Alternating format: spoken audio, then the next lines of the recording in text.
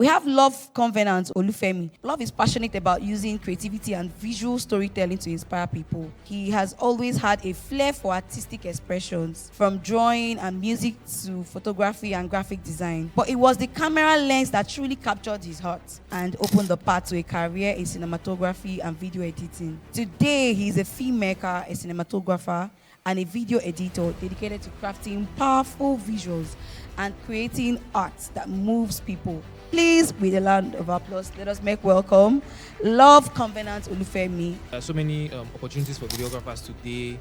There's so much need for media content. There's just an ever-growing demand for videos today. So a videographer is somebody whose job is to capture that video, whether it be weddings, whether it be church services, whether it be events, documenting events. That is what a videographer does. People reach out to you for you. That's what I'm going to say. People come to you for you. When people want a job done, you need to have one particular thing that makes you unique, one thing that leaves an impression on your clients or on your audience. So have that specific thing that they know you for. The traits that make you stand out, the traits that make you successful at videography are the exact same traits that make you successful in anything. Off the top of my head, be good at what you do. Like she said, just be good at what you do. Learn to maintain relationship with people. The people you are working for example, your clients, the people that are hiring you. Learn to do something good. Learn to have your own flair. Learn to add your own twists. And I think those are traits that you should have as a videographer. Thank you. So if I'm shooting in a scenario where the light is kind of orangish, do you have a question? What? Okay. Okay. So if I was shooting in a scenario where the light is more yellowish, and it might make your image have a sort of yellow tint that you may or may not want. Okay, you might want it. For example, I might choose to have a blue light. I might choose to make my video have a more bluish color. That is of my own choice, whether you decide to do that or not. But the function of white balance is just to make sure that white is white. Okay, when we are shooting, sometimes we have like a white paper, and we position it in front of the camera, and then we adjust the color so that that white is actually white. If it's appearing bluish, then you know that your white balance is off. If it's appearing yellow, you know that you need to adjust your white balance. Okay, moving on.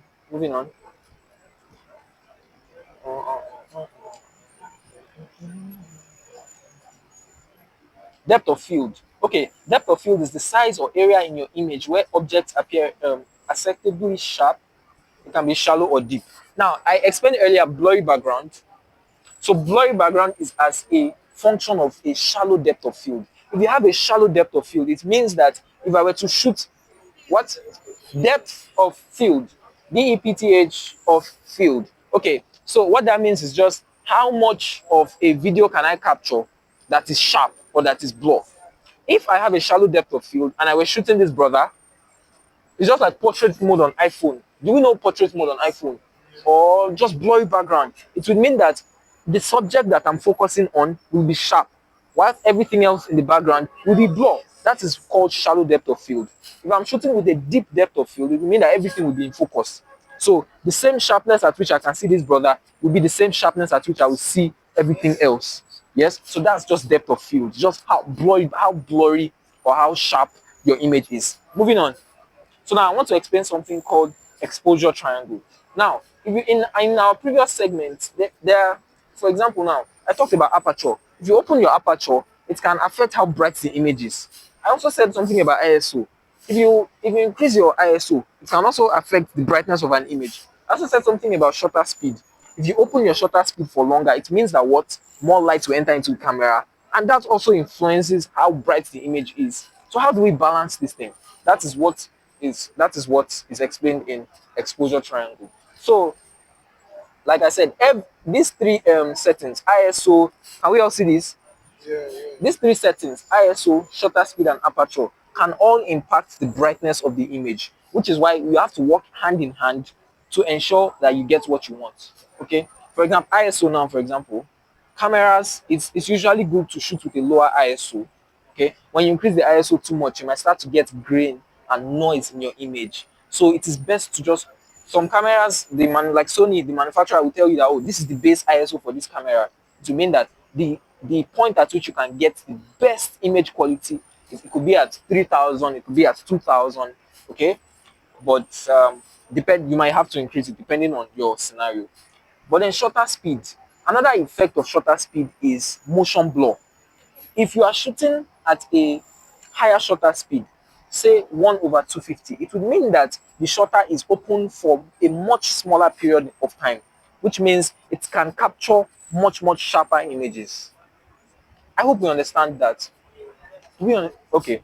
If I explained earlier what a shutter speed is, and I explained the mechanism of how a shutter opens up to let light into the camera and closes back. Okay, the duration at which it is open for greatly impacts the brightness of the image and how sharp or how much of motion blur there is. If my hand were to be in motion, yes, I'm moving, or we are shooting a sports, they are playing football and we are videoing them, because there's a lot of movement, there's a lot of motion. If it were to be even if it were to be a picture, there is no guarantee that where you were standing when I snapped you was where you'll be even 1 second later. It's definitely not. You've moved. Things are moving. So if I have a very fast shutter speed, it means that it only opens for a very small time, a fraction of a split second. So my image will appear sharp, even though you've moved. My image will appear sharp. Okay, but if my shutter speed is much lower or higher, depending on the context, it will mean that there will be motion blur. And motion blur is not always bad. Motion blur is good for aesthetics. There are some some scenarios where you don't want things to be too sharp. If you are shooting a sport, you are shooting short sports broadcast, you definitely don't want motion blur. Imagine you are watching a football match now and you want to see Messi kicking the ball and his leg is blurry. We don't want that. But then for certain scenarios, we want some level of motion blur. So okay, I'll go on to explain how we balance things now. So do we understand? Do we understand the whole shutter speed and motion blur thing now? Okay, aperture, like I said, I want to believe everybody understands aperture. Okay, if you open up your aperture more, the image will be brighter and the background will be what, blurrier. Okay, so how we balance this is that we usually want to keep our ISO, as we don't want to increase your ISO too much, so as not to allow noise to be in the image. You don't want to The rule of thumb for setting shutter speed is your shutter speed is usually double your frame rate, and I will explain that now. It would mean that, you remember when I explained frame rate, if you are shooting 24 frames per second, your shutter speed usually has to be double that. And the closest thing to that is 1 over, okay, we don't have 1 over 50 here. 1 over 50 is the closest thing to 24 frames per second. That is the motion blur that our eyes is used to seeing. That is the natural motion blur, the natural level of motion blur that we experience. If you wave your arm in front of, I want us to wave our arm in front of our eyes like this. You will notice that you cannot see your hand sharp all the time, the entire time. There's motion blur. So this is the normal level of motion blur that our eyes are used to seeing. Okay, so when you want to shoot a video, you want to make sure that you shoot double your frame rate. If you are shooting 60 frames per second, it will mean that your shutter speed will be what? 1 over 120 or 1 over 100. It doesn't have to be exact, or something close to that. Do we understand that? So this is how we balance things now. I want, okay, if I'm shooting a video now, I like there to be some blurry background because it makes my subject look cool. In certain scenarios, sometimes you want everything in focus because of the framing, but sometimes you want some things to be blurred. So that would mean that I would have to what? I would have to open up my aperture. So I have that at the back of my mind, and my aperture being open now, I also want there to be, I don't want there to be too much, I don't want the image to be too sharp. I don't want it to be too sharp and choppy. I want there to be some sort of motion blur too. So that would mean that my shutter speed will be somewhat low, to be what? Double my frame rate. And you might be wondering, in that case, this image is too bright. What should I do? What do? You then do what? Reduce your ISO. Okay? So those three functions work hand in hand because they can all impact the brightness of the image. So all those things work hand in hand. Okay, let's move on. Let's move on very quickly. After this, I would explain framing and composition, and then I'll see if we can have a quick practical session, and then I'll answer your questions. Are we okay? Framing and composition. Framing is the use of visual elements in the foreground or background to create a border or guide the viewer's eyes to the main subject. Okay, now, what's the best way? Can you give me your phone?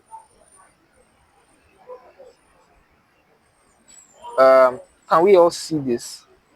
I want to show. Okay, uh, this is a selfie. This is a selfie camera now. The borders, the edges of this video. You know, of course, video is not endless. The video has certain points at which. Oh, you cannot see. Okay, let me use my laptop for a better example. This is the frame.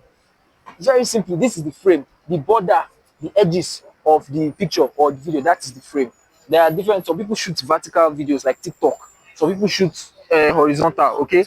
That's the frame.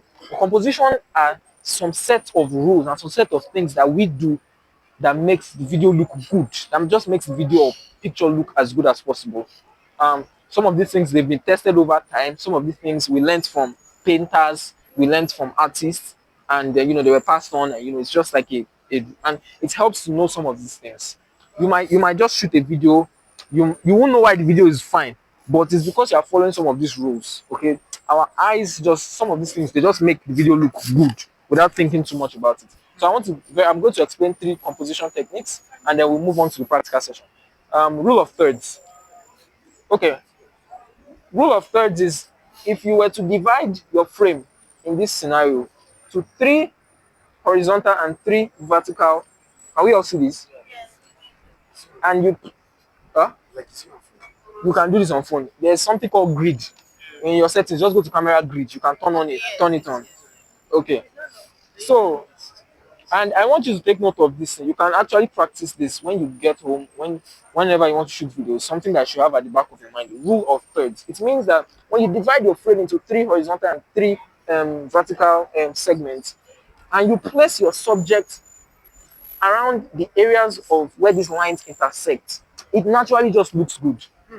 That is a rule. That is a rule of third. It's a composition technique. Okay, it just looks good. People have tested this thing for thousands of years, and that's how it became a rule. Like this. No, you just want your subject to be at any. It can be here, can be here, can be here, can be here, can be here. You just want to place your subject at any point where any of these lines intersect. It just looks good. That's the rule of third. Moving on. I will still show you. I'll show you some other examples. Okay, let me show you some other examples of rule of thirds now. Okay, here are some more rule of thirds examples. As you can see now, the subject is placed here where these lines are intersecting. It just looks good. If you do this, it makes the thing look fine. You might not know. You just say, oh, I like it. The framing, the composition. So that is one technique. Another one, see, look at this. This is another example. Look at this subject. Now, I had all these things on here just for you to see the lines, but normally they won't be there. So, yeah. But then you look at this image and imagine this image without these lines here. It just is fine. There's something about the framing. It makes it look aesthetically pleasing. And in this shot too, see the way it's positioned. It's the subject is on the point where these lines are intersecting. It just looks good. It's fine. Okay. Another one is central framing. Now this one is very simple and everybody can understand this. Central framing is simply putting your subject in the middle of the frame, stack the center. In fact, that's like the default setting. I remember when I started, the very first thing I learned how to do is to just make sure that the person that I'm snapping is in this middle. I'm sure we all do that subconsciously. When you want to snap a picture, you want to make sure that part of the person's body is not cutting out, or part of the person's. Just want to make sure that the person is in the center of frame. But that is actually a very strong compositional tool because it looks good. When something is in the center, it draws it draws your eyes to focus on the subject. It helps to just establish that this is what's of interest in this image. This guy, for example. So there are some other examples like this. Just being in the center of the frame, it looks cool. It's very simple. These are all horizontal, but the rules apply either ways. When you're shooting vertical video, it still applies. This person is in center of the frame. This person is also in center of the frame. It just looks good. Then the last one I want to explain is leading lines. Leading lines in certain architecture. Leading lines. Can you see this? Okay. when you are in a space, or when you are in a building, or when you are in a space, there can be, okay, for example, now the way these chairs are arranged, if you have the right perspective, if you are positioned correctly, there's order, there is leading lines. That's what we call leading lines. If I were to take a picture now from my point of view, I can place somebody at the edge of that chair, for example, but because the chairs form a sort of lines that lead to that subject, so it's a very powerful compositional tool. So look at this picture now, look at this image, the lights, just the construction of this subway. Can we see this? Can we all see this? Just the construction of this space serves as what? As leading lines to the subject. Now, obviously, these lines are just here to guide you to understand it. So, some more examples of leading lines. Okay. Here are some more examples. Leading lines does not have to be straight, too. It can be spherical, it can be whatever. The point is just that they're in the frame, there are objects, or there are something that leads to the subject, that's symmetrical and follows along and leads your eyes to the subject. That is leading lines. Composition and framing is very important, because it makes you stand out from just someone that doesn't know what they are doing. Also, I hope you understand. So when next you hold your phone, or when next you hold your camera, try to frame the shot. There are a lot more of these things. Honestly, we can barely scratch the surface. There's so much more techniques and so much more things that we do. But I think the easiest one to apply is rule of thirds. Just open your phone, enable grid, try to place the subject at the point where these lines intersect, or smack dab in the center for central framing. The rule of thirds can also guide your. There are also some other uses too, but I don't know if we should go into that. Like, for example, if you are shooting large landscape, they say the sky should be here, the ground should be here, the subject should be here. But for the purpose of this lecture, place your subject where these lines interact, or directly in the center for central framing. And then leading lines, this is very easy, honestly. If you go outside, even just here, I can already see so many leading lines. I can see so many things that I can do that can just lead the eyes of my audience to my subject. Okay. And leading lines does not have to be straight in this case. Imagine a lady here in a red dress, looking very fine. It will make a lot of sense, because the lines has already led our eyes to our subject. Okay.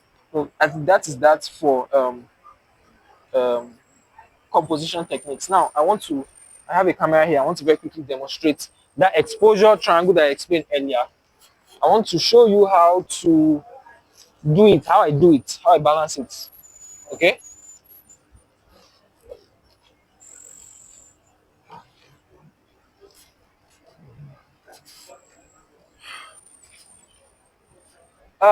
Does anybody have any questions so far? You can ask me. Okay, ask me your questions while I set up. Okay. My question is Okay, for someone noted. who is a Oh, he's speaking. Give me a second. for someone who is a videographer. So what are the four things, or what are the things we look at for someone who is a first things Can you speak up? like for someone who is a videographer? Yes, sir. What are the things that we look at for when handling the camera? Okay. Can you expatiate more on the question? Like when setting up a camera. Okay, I will explain that in this session now. Okay, there are the ISO.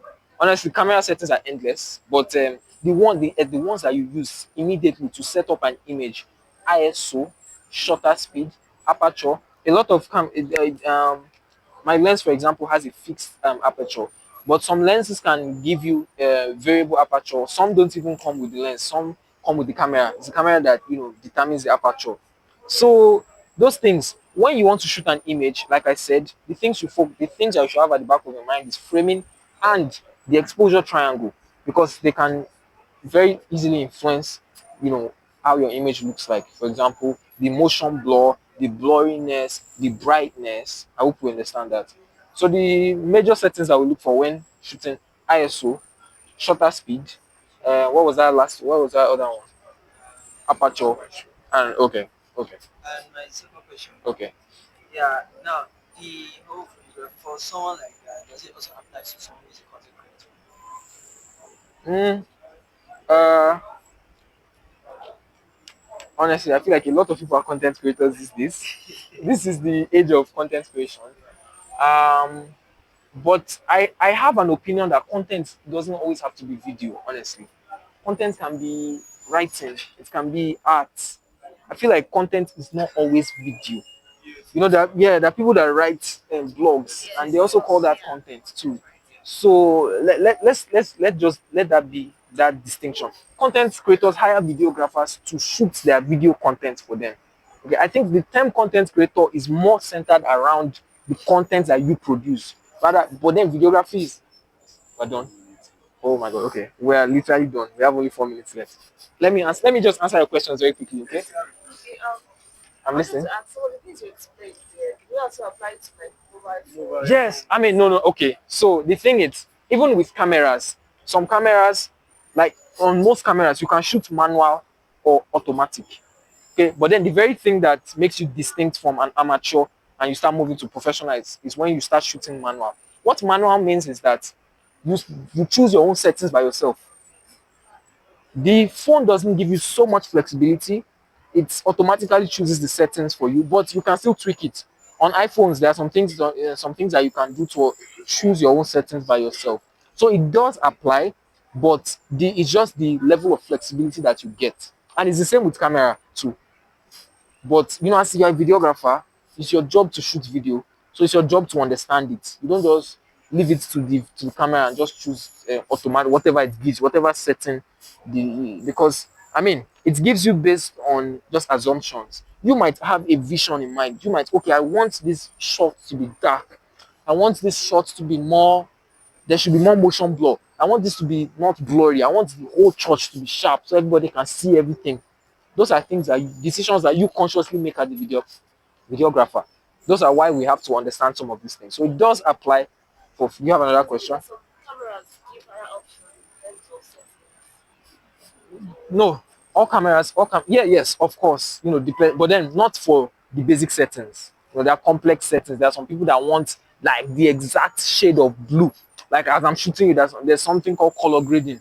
It's some very in-depth stuff. There are some people that will shoot in something called log. Log is like a flat color profile so that when you're editing, I can. Okay, okay, 5 more minutes. So I can literally choose whatever I want. Okay, so that is it. But then the basic ISO, all those things, they're on every camera. Do you understand? Okay. Okay. For someone who is looking to learn video editing professionally, Yes. to get the certificate, what do you advise? Honestly, the certificate route is not something that I would That's why, advise. okay, let's leave certificate out of it. Someone who is maybe an intermediate video editor Yes. and is looking to learn it professionally to upskill, Oh, am I good here? Okay. what My brother, resources. There are so many resources. There are plethora of. Okay, for everyone that I'm not able to answer your question, or you still have any, my Instagram is at Covenant Creator. Covenant.creator. Message me.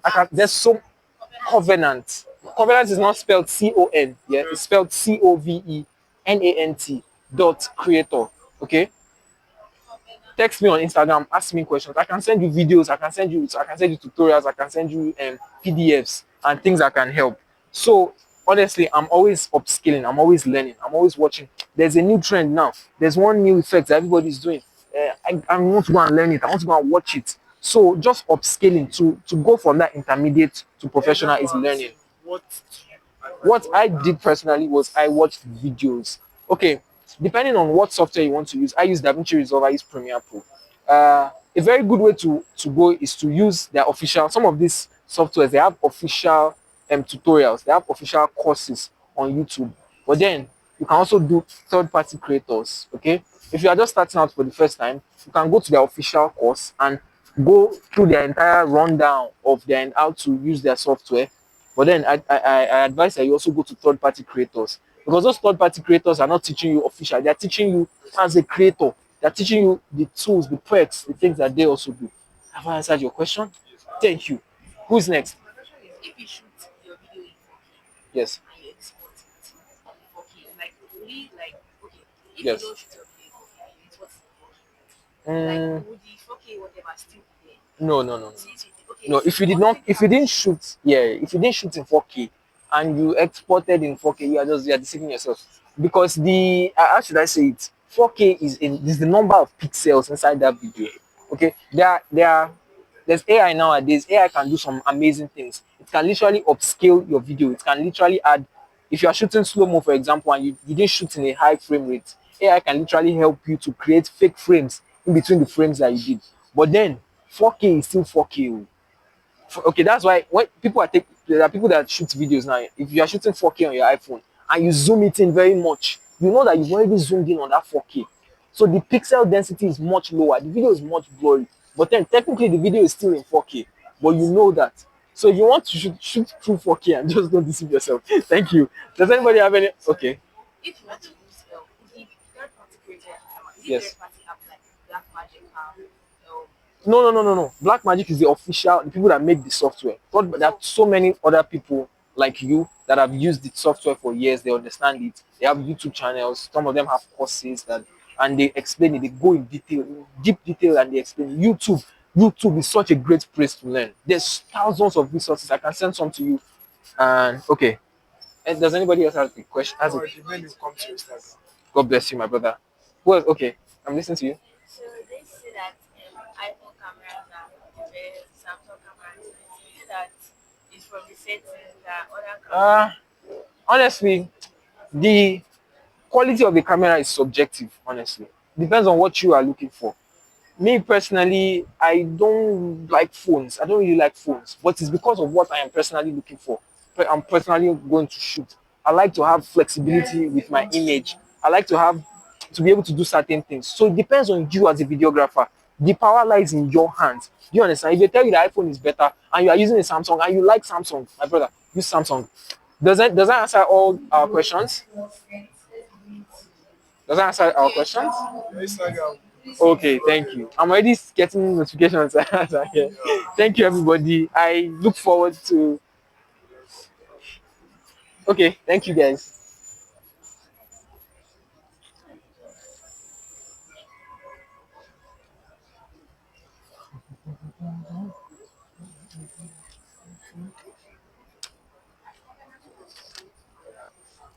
Do we all have my handle? No, sorry. I'm listening to you. You know the exposure time that you get? Yes. You know it's a difference in where you're shooting indoor and where you're shooting outdoor. How Eh? are you going to get the slides, sir? Oh, okay. How are we going to get the sides? Yes. Text me on Instagram. I'll send it to you. It's just trying to get it. Does he have time when you're shooting indoor and outdoor? Like, Yes, how do you yes, balance it? yes. That's your job as a videographer. Oh. Because like when I went for a previous workshop and they said that if you're shooting outdoor, you should increase your aperture. But No, we are shooting outdoor. Depending on the situation of the lights, it is your decision to make. You understand how aperture works. If the image is too bright, you might have to. Sometimes you might even have to compromise. You might have to increase the shutter speed just because the image is too bright. this not covenant of creator all art. This is my Instagram. Everybody, can we all see it? This is my Instagram at covenant.creator. Very straightforward. Send me a DM. I will send you the slide and any other thing that you need. I can send you videos. I can send Follow him you. on Instagram. Yeah. I've Follow me. Thank you. Thank you very much. I've blocked you. Thank you, guys.